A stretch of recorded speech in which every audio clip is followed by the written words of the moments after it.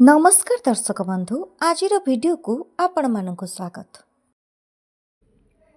आज वीडियो रे आंभे माने ओडिया एसएसपी पीजीटी 2016 मसीह रे होइथिबा एग्जाम रो क्वेश्चन एवं ताहार आंसर गुड़िक आलोचना करिबा। एबे चलो देखिबा कौन सब क्वेश्चन रहिछि एवं एहार उत्तर गुड़िक कौन हेबो। देख प्रथम प्रश्न कौन रही।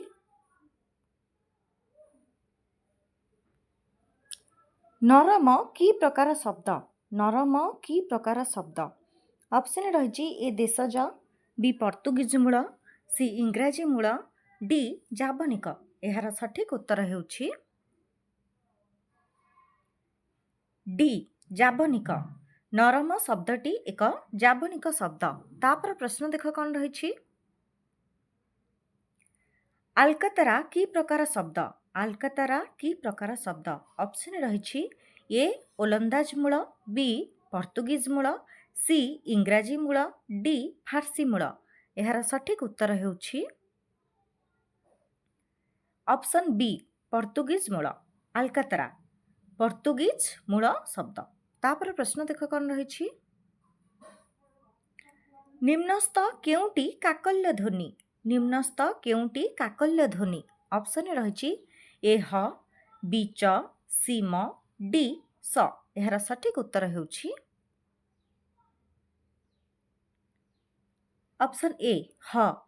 निम्नस्थ मध्यरु ह हेउछि एक काकल्य ध्वनि। तापर प्रश्न देख कौन रही। च निम्नस्थ केउ श्रेणीर ध्वनि ऑप्शन रही ए अवर्ग, बी उष्म, सी कंठमूल्य, डी तालव्य। एहार सठिक उत्तर हेउछि डी तालव्य। च निम्नस्थ मध्यरु तालव्य श्रेणीर ध्वनि। तापर प्रश्न देख कौन रही। पलटन की प्रकार शब्द ऑप्शन रही ए तत्सम, बी इंग्राजी मूल, सी फारसी, डी देशज। एहार सठिक उत्तर हेउछि देख एहार सठिक उत्तर कौन हेबो। एहार सठिक उत्तर हेबो बी इंग्राजी मूल। पलटन इंग्राजी मूल शब्द। तापर प्रश्न देख कौन रही। देख 6 नंबर प्रश्न। निम्नस्थ केउ ध्वनिटी सघोष महाप्राण ऑप्शन रही एल, बी ब, सी भ, डी ख। एहार सठिक उत्तर हेउछि सी भ। निम्नस्थ मध्यरु भ ध्वनिटी सघोष महाप्राण ध्वनि। तापर प्रश्न देख कौन रही। विभक्ति केते प्रकारर ऑप्शन रही ए 3 प्रकार, बी 5 प्रकार, सी 6 प्रकार, डी 7 प्रकार। एहार सठिक उत्तर हेउछि ऑप्शन डी 7 प्रकारर। विभक्ति हेउछि 7 प्रकारर। तापर प्रश्न देख कौन रही। हिमालयरू गंगा आविर्भूता रेखांकित पद केउ विभक्ति को सूचाए। हिमालयरू गंगा आविर्भूता एही रेखांकित पद केउ विभक्ति को सूचाए। ऑप्शन रही ए पंचमी, बी द्वितीया, सी तृतीया, डी सप्तमी। एहार सठिक उत्तर हेउछि ऑप्शन ए पंचमी। हिमालयरू गंगा आविर्भूता हिमालयरू रेखांकित पद पंचमी विभक्ति को सूचाए। तापर प्रश्न देख कौन रही।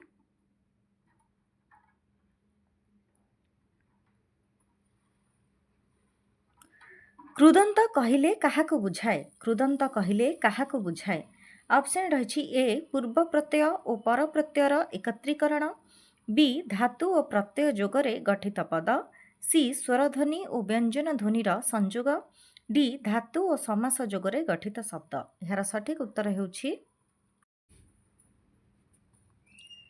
बी धातु और प्रत्यय जोगरे गठित पद। कृदंत कहिले धातु और प्रत्यय जोगरे गठित पद को बुझाए। तापर प्रश्न देख कौन रही।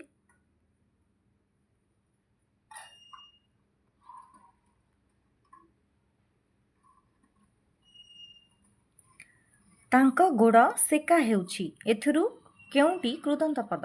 तांको गोड़ सेका हेउछि एथिरु केउंटी कृदंत पद। ऑप्शन रही ए तांको, बी गोड़, सी सेका, डी हेउछि। यार सठिक उत्तर हेउछि सी सेका। तांको गोड़ सेका हेउछि एथिरु सेका शब्दटी हेउछि एक कृदंत पद। तापर प्रश्न देख कौन रही।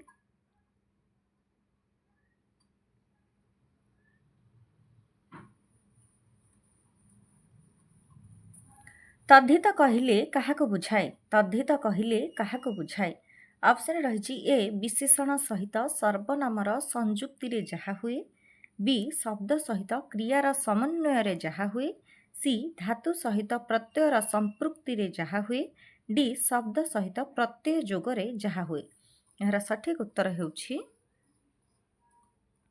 डी शब्द सहित प्रत्यय जोगरे जहा हुए ताहाको तद्धित कुहाଯାଏ। तद्धित कहिले आमे बुझू शब्द सहित प्रत्यय जोगरे जहा हुए। तापर प्रश्न देख कौन रही।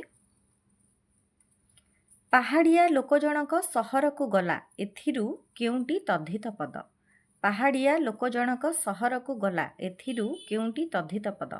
ऑप्शन रही ए पहाड़िया, बी लोक जनक, सी सहर को, डी गला। यार सठिक उत्तर हेउछि ऑप्शन ए पहाड़िया।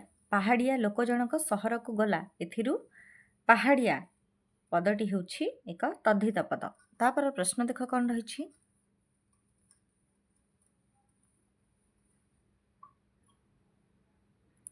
समासर धर्म कौन। समासर धर्म कौन। ऑप्शन रही ए वाक्य रे अर्थ सहजता सृष्टि, बी परस्पर संबंध थिबा छोट छोट पदर एकत्रीकरण, सी सरल वाक्य को यौगिक वाक्य रे परिवर्तन, डी भाषिक क्लिष्टता सृष्टि। यार सठिक उत्तर हेउछि ऑप्शन बी परस्पर संबंध थिबा छोट छोट पदर एकत्रीकरण। समासर धर्म हेउछि परस्पर संबंध थिबा छोट छोट पदर एकत्रीकरण। तापर प्रश्न देख कौन रही।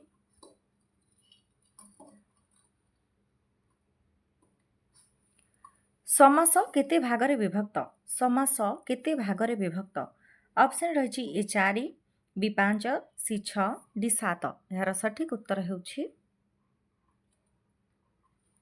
सी 6। समास 6 भागरे विभक्त। तापर प्रश्न देख कौन रही। दंपति की प्रकार समास पद। दंपति की प्रकार समास पद। ऑप्शन रही ए दिगु समास, बी अवैभाव समास, सी कर्मधारय समास, डी द्वंद्व समास। यार सठिक उत्तर हेउछि डी द्वंद्व समास। दंपति द्वंद्व समास। तापर प्रश्न देख कौन रही। रूढ़ीर मौलिक धर्म। रूढ़ीर मौलिक धर्म केउंटी देख। ऑप्शन ए आभिधानिक अर्थरे व्यवहृत हुए, बी आभिधानिक अर्थ परित्याग करी विशिष्ट अर्थ ग्रहण करे, सी आपणा भाषिक रूपर परिवर्तन घटाए, डी प्रयोग भेदरे अर्थ बदली जाए। यार सठिक उत्तर हेउछि ऑप्शन बी भाषिक आभिधानिक अर्थ परित्याग करी विशिष्ट अर्थ ग्रहण करे। रूढ़ीर मौलिक धर्म हेउछि आभिधानिक अर्थ परित्याग करी विशिष्ट अर्थ ग्रहण करे। तापर प्रश्न देख कौन रही।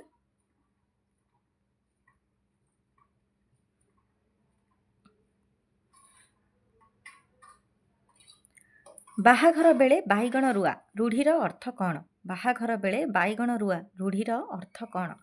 ऑप्शन रही ए बाईगण रोपणर प्रकृष्ट समय बाहाघर, बी मूल कार्य सह सहयोगी कार्य एकत्र करबा उचित, सी धैर्य धरिले कार्य सिद्धि हुए, डी पूर्व प्रस्तुति न थाई शेष मुहूर्त कार्य।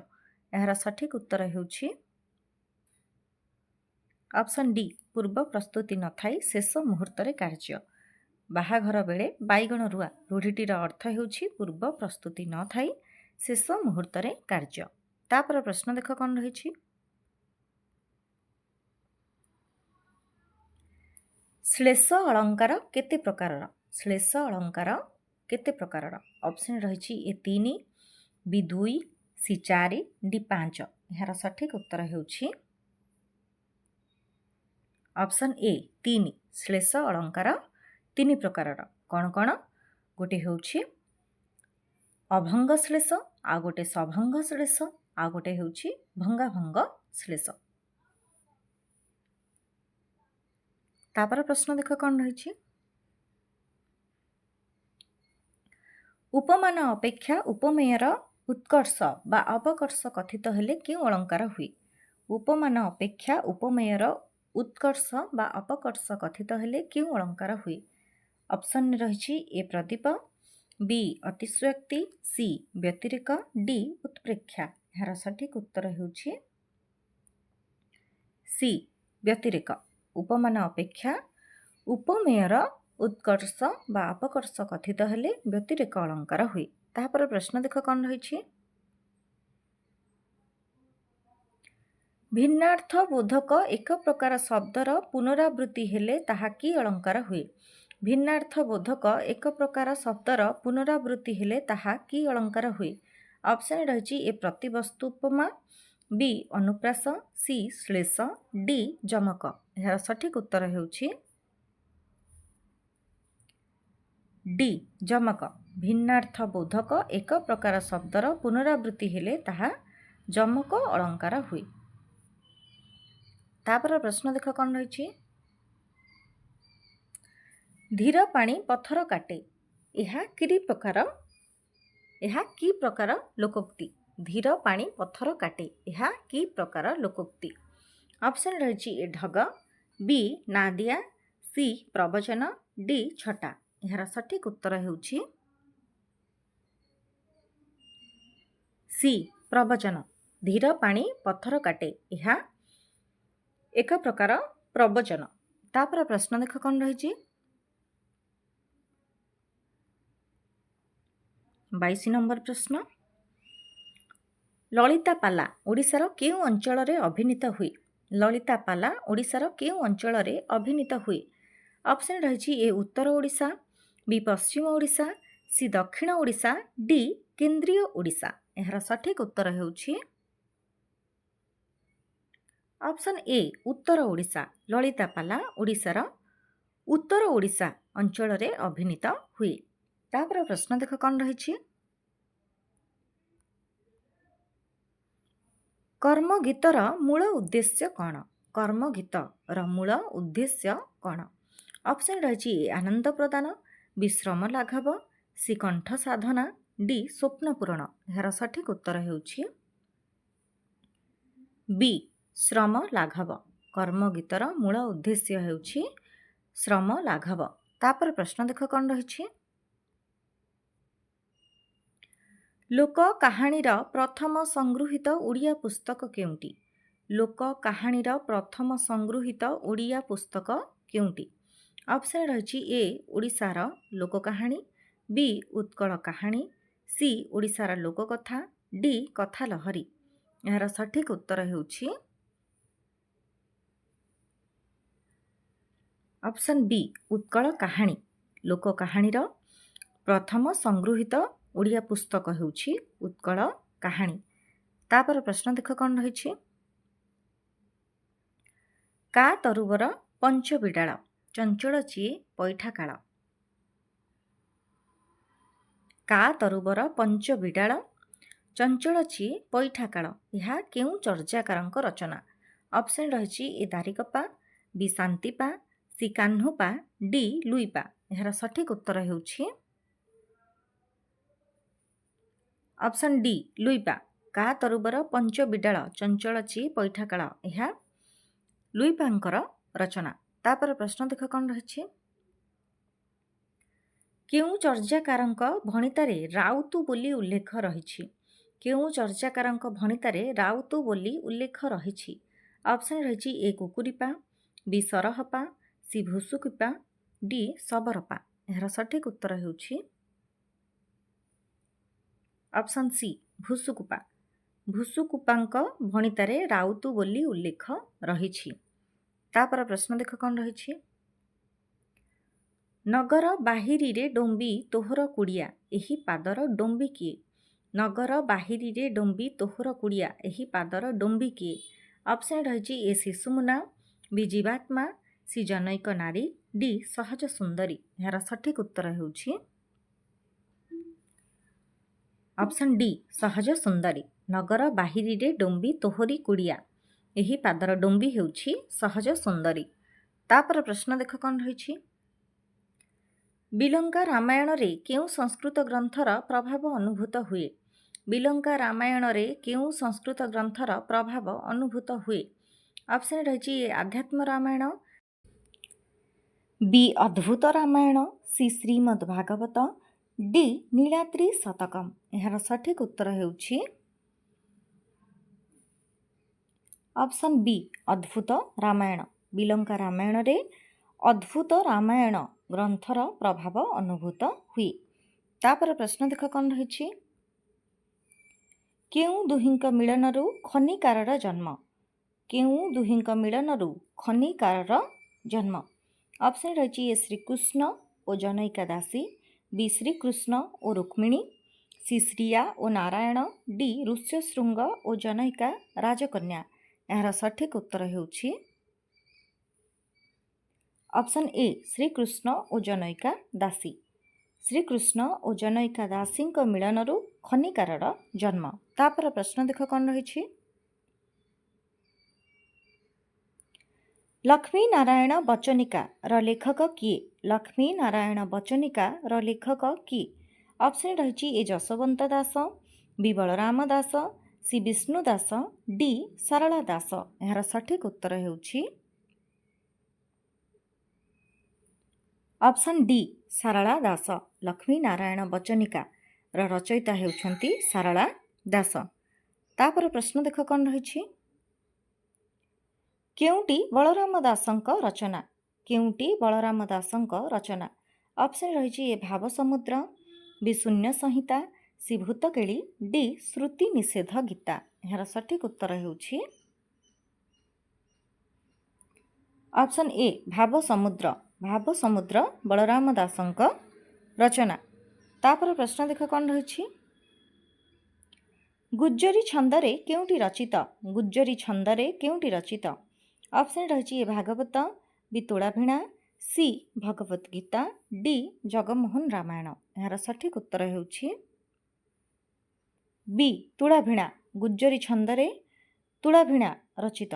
ତାପରେ ପ୍ରଶ୍ନ ଦେଖ କ'ଣ ରହିଛି। ଛତିଶ ଗୁପ୍ତ ଗୀତାର ରଚୟିତା କିଏ? ଛତିଶ ଗୁପ୍ତ ଗୀତାର ରଚୟିତା କିଏ? ଅପସନ୍ ରହିଛି ଏ ଯଶୋବନ୍ତ ଦାସ, ବି ବଳରାମ ଦାସ, ସି ଜଗନ୍ନାଥ ଦାସ, ଡି ଅନନ୍ତ ଦାସ। ଏହାର ସଠିକ ଉତ୍ତର ହେଉଛି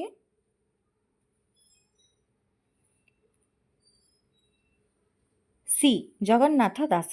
ଛତିଶ ଗୁପ୍ତ ଗୀତାର ରଚୟିତା ହେଉଛନ୍ତି ଜଗନ୍ନାଥ ଦାସ। ତାପରେ ପ୍ରଶ୍ନ ଦେଖ କ'ଣ ରହିଛି। ଓଲଟ ଚଉତିଶାର ବୈଶିଷ୍ଟ୍ୟ କ'ଣ?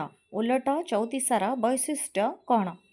ଅପସନ୍ ରହିଛି ଏ କୃଷ୍ଣଙ୍କ ଗୁଣ ବର୍ଣ୍ଣନାମୂଳକ ପଦରଚନା, ବି ସ୍ୱରବର୍ଣ୍ଣ ଭିତ୍ତିକ ପଦରଚନା, ସି ବିପରୀତ ଅକ୍ଷର କ୍ରମରେ ପଦରଚନା, ଡି ବନାନ ବିହୀନ ପଦରଚନା। ଏହାର ସଠିକ ଉତ୍ତର ହେଉଛି ଅପସନ୍ ସି ବିପରୀତ ଅକ୍ଷର କ୍ରମରେ ପଦରଚନା। ଓଲଟ ଚଉତିଶାର ବୈଶିଷ୍ଟ୍ୟ ହେଉଛି ବିପରୀତ ଅକ୍ଷର କ୍ରମରେ ପଦରଚନା। ତାପରେ ପ୍ରଶ୍ନ ଦେଖ କ'ଣ ରହିଛି। ବାରମାସୀ କୋଇଲିର ରଚୟିତା କିଏ? ବାରମାସୀ କୋଇଲିର ରଚୟିତା କିଏ? ଅପସନ୍ ରହିଛି ଏ ଗୋପେନ୍ଦ୍ର କବି, ବି ଦାମୋଦର ଦାସ, ସି ବିଷ୍ଣୁ ଦାସ, ଡି ଶଙ୍କର ଦାସ। ଏହାର ସଠିକ ଉତ୍ତର ହେଉଛି ଅପସନ୍ ଡି ଶଙ୍କର ଦାସ। ବାରମାସୀ କୋଇଲିର ରଚୟିତା ହେଉଛନ୍ତି ଶଙ୍କର ଦାସ। ତାପରେ ପ୍ରଶ୍ନ ଦେଖ କ'ଣ ରହିଛି। ରୁଦ୍ର ସୁଧାନିଧିରେ କଥାର ବିଭିନ୍ନ ଭାଗକୁ ସୂଚିତ କରୁଥିବା ଶବ୍ଦ କେଉଁଟି? ରୁଦ୍ର ସୁଧାନିଧିରେ କଥାର ବିଭିନ୍ନ ଭାଗକୁ ସୂଚିତ କରୁଥିବା ଶବ୍ଦ କେଉଁଟି? ଅପସନ୍ ରହିଛି ଏ ଅଂଶ, ବି ଉଚ୍ଛ୍ୱାସ, ସି ପଟଳ, ଡି ପ୍ରକରଣ। ଏହାର ସଠିକ ଉତ୍ତର ହେଉଛି ଅପସନ୍ ଏ ଅଂଶ। ରୁଦ୍ର ସୁଧାନିଧିରେ କଥାର ବିଭିନ୍ନ ଭାଗକୁ ସୂଚିତ କରୁଥିବା ଶବ୍ଦ ହେଉଛି ଅଂଶ। तापर प्रश्न देख कौन रही। रुद्र सुधानिधि क्यों शैली रे रचित? रुद्र सुधानिधि क्यों शैली रे रचित? ऑप्शन रही ए मुक्तक, बी पयार, सी चूर्णक, डी मृतगंधी। सठिक उत्तर ହେଉଛି ऑप्शन डी मृतगंधी। रुद्र सुधानिधि मृतगंधी शैली रे रचित। तापर प्रश्न देख कौन रही। संस्कृत काव्य तत्व अनुजाई कोइली एक कौन? संस्कृत काव्य तत्व अनुजाई कोइली एक। ऑप्शन रही खंडकाव्य, बी काव्य, सी दूतकाव्य, डी महाकाव्य। यार सठिक उत्तर ହେଉଛି ऑप्शन सी दूतकाव्य। संस्कृत काव्य तत्व अनुजाई कोइली एक दूतकाव्य। तापर प्रश्न देख कौन रही। चौतीस रचनार मौलिक धर्म केउंटी? चौतीस रचनार मौलिक धर्म केउंटी? ऑप्शन रही ये 34टी व्यंजन 34टी वर्ण रे पदरचना। ऑप्शन बी 34टी व्यंजन वर्ण रे पदरचना। ऑप्शन सी 34टी पाद विशिष्ट रचना। ऑप्शन डी 34टी व्यंजन वर्णर क्रमिकतार पदरचना। यार सठिक उत्तर ହେଉଛି डी 34टी व्यंजन वर्णर क्रमिकतार पदरचना। तापर प्रश्न देख कौन रही।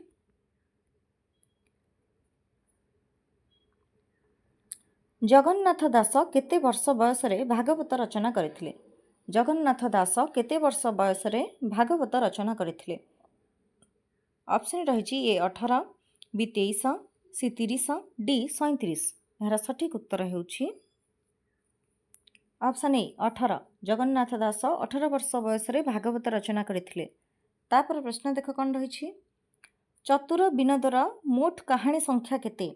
चतुर विनोदर मोट कहानी संख्या केते? ऑप्शन रही ए 15, बी 18, सी 21, डी 52। यार सठिक उत्तर ହେଉଛି ऑप्शन बी 18। चतुर विनोदर मोट कहानी संख्या ହେଉଛି 18। तापर प्रश्न देख कौन रही। मादळा पांजीरे केतोटी राजवंशर प्रसंग विशेष भाव रही? मादळा पांजीरे केतोटी राजवंशर प्रसंग विशेष भाव रही? ऑप्शन रही ए 6, बी 3, सी 4, डी 7। यार सठिक उत्तर ହେଉଛି ऑप्शन बी 3। मादळा पांजीरे 3टी राजवंशर प्रसंग विशेष भाव रही। तापर प्रश्न देख कौन रही। मादळा पांजीर भाषा संपर्क रे किए सर्वप्रथमे आलोचना करथिले? मादळा पांजीर भाषा संपर्क रे किए सर्वप्रथमे आलोचना करथिले? ऑप्शन रही A John Beames, B Shyamsundar Rajguru, C Vijay Chandra Majumdar, D Artaballabh Mahanti. यार सठिक उत्तर ହେଉଛି ऑप्शन सी विजय चंद्र मजुमदार। मादळा पांजीर भाषा संपर्क रे विजय चंद्र मजुमदार सर्वप्रथमे आलोचना करथिले। तापर प्रश्न देख कौन रही। चतुर विनोदर 4टी विनोद क्यों क्रम उपस्थापित? चतुर विनोदर 4टी विनोद क्यों क्रम उपस्थापित? ऑप्शन रही ए प्रीति नीति हास रस, बी रस प्रीति नीति हास, सी हास रस नीति प्रीति, डी नीति प्रीति हास रस। यार सठिक उत्तर ହେଉଛି सी हास रस नीति प्रीति। चतुर विनोदर 4टी विनोद हास रस नीति प्रीति यही क्रम उपस्थापित। तापर प्रश्न देख कौन रही। लावण्यवतीर प्रथम छंद क्यों रागरे लिखित? लावण्यवतीर प्रथम छंद क्यों रागरे लिखित? ऑप्शन रही ए बराड़ी, बी नलिनी गौड़ा, सी पट्टमंजरी, डी मंगल गुज्जरी। यार सठिक उत्तर ହେଉଛି बी नलिनी गौड़ा। लावण्यवतीर प्रथम छंद नलिनी गौड़ा रागरे लिखित। तापर प्रश्न देख कौन रही। चंपूर स्वतंत्र कौन? चंपूर स्वतंत्र कौन? ऑप्शन रही ए गद्य रीतिर काव्य, बी दूत काव्य, सी खंड काव्य, डी गद्य और पद्य मिश्रित काव्य। यार सठिक उत्तर ହେଉଛି ऑप्शन डी गद्य और पद्य मिश्रित काव्य। चंपूर स्वतंत्र ହେଉଛି ଏହା गद्य और पद्य मिश्रित काव्य। तापर प्रश्न देख कौन रही। तापर प्रश्न हेउछि कही नोहोई अधर सुरंग टेक कवि जड़ होए जहा करी बिलोक। उपरोक्त पदरे बिलोक शब्दर अर्थ कौन। कही नोहोई अधर सुरंग टेक कवि जड़ होए जहा करी बिलोक। उपरोक्त पदरे बिलोक शब्दर अर्थ कौन। ऑप्शन रही ए दर्शन, बी विश्वास, सी भोजन, डी गति। यार सठिक उत्तर हेउछि ऑप्शन ए दर्शन। कही नहोई अधर सुरंग टेक कवि जड़ होए जहा करी बिलोक। उपरोक्त पदरे बिलोक शब्दर अर्थ हेउछि दर्शन। तापर प्रश्न देख कौन रही। पदावलीर दुई प्रधान स्वतंत्र। पदावलीर दुई प्रधान स्वतंत्र। ऑप्शन रही ए शब्द गुम्फन और जतिपात, बी राग रागिणी और छंदहीनता, सी सांगीतिकता और सारल्य, डी भावशून्यता और विषम छंद। यार सठिक उत्तर हेउछि ऑप्शन सी सांगीतिकता और सारल्य। पदावलीर दुई प्रधान स्वतंत्र हेउछि सांगीतिकता और सारल्य। तापर प्रश्न देख कौन रही। घृत घटकू शिखी शिखा पाखरे रखी शिरीष देहा ଏହା ସହିଲୁରେ। ଘୃତ ଘଟକୁ ଶିଖି ଶିଖା ପାଖରେ ରଖି ଶିରୀଷ ଦେହା ଏହା ସହିଲୁରେ। ଉକ୍ତ ପାଦର ଶିଖି ଶବ୍ଦର ଅର୍ଥ କ'ଣ। ଉକ୍ତ ପାଦର ଶିଖି ଶବ୍ଦର ଅର୍ଥ କ'ଣ। ଅପସନ୍ ରହିଛି ଏ ମୟୂର, ବି ଅନଳ, ସି ଗାଈ, ଡି ବର୍ଷା। ଏହାର ସଠିକ୍ ଉତ୍ତର ହେଉଛି ଅପସନ୍ ବି ଅନଳ। ଘୃତ ଘଟକୁ ଶିଖି ଶିଖା ପାଖରେ ରଖି ଶିରୀଷ ଦେହା ଏହା ସହିଲୁରେ। ଉକ୍ତ ପାଦର ଶିଖି ଶବ୍ଦର ଅର୍ଥ ହେଉଛି ଅନଳ। ତାପର ପ୍ରଶ୍ନ ବା ଆଜିର ଶେଷ ପ୍ରଶ୍ନ ଦେଖ କ'ଣ ରହିଛି। ରସୋ କଲ୍ଲୋଳର କାବ୍ୟ ସ୍ୱତନ୍ତ୍ର। ରସୋ କଲ୍ଲୋଳର କାବ୍ୟ ସ୍ୱତନ୍ତ୍ର। ଅପସନ୍ ରହିଛି ଏ କ ଆଦ୍ୟ ଓ ଅନ୍ତ ନିୟମରେ ରଚିତ, ବି କ ଆଦ୍ୟ ଓ ମଧ୍ୟ ନିୟମରେ ରଚିତ, ସି କ ଆଦ୍ୟ ନିୟମ ବିଚ୍ୟୁତିରେ ରଚିତ, ଡି କ ଆଦ୍ୟ ନିୟମରେ ରଚିତ। ଏହାର ସଠିକ୍ ଉତ୍ତର ହେଉଛି ଅପସନ୍ ଡି କ ଆଦ୍ୟ ନିୟମରେ ରଚିତ। ରସୋ କଲ୍ଲୋଳ କାବ୍ୟର କାବ୍ୟ ସ୍ୱତନ୍ତ୍ର ହେଉଛି କ ଆଦ୍ୟ ନିୟମରେ ରଚିତ। ଏହା ଥିଲା ଆଜିର ଶେଷ ପ୍ରଶ୍ନ। ପାର୍ଟ 1ରେ ଆମେ 2016 SSB ଓଡ଼ିଆ PGTର 50ଟି ପ୍ରଶ୍ନ ଆଲୋଚନା କଲେ। ବାକି ତକ ପ୍ରଶ୍ନ ପାର୍ଟ 2ରେ ଆଲୋଚନା କରିବେ।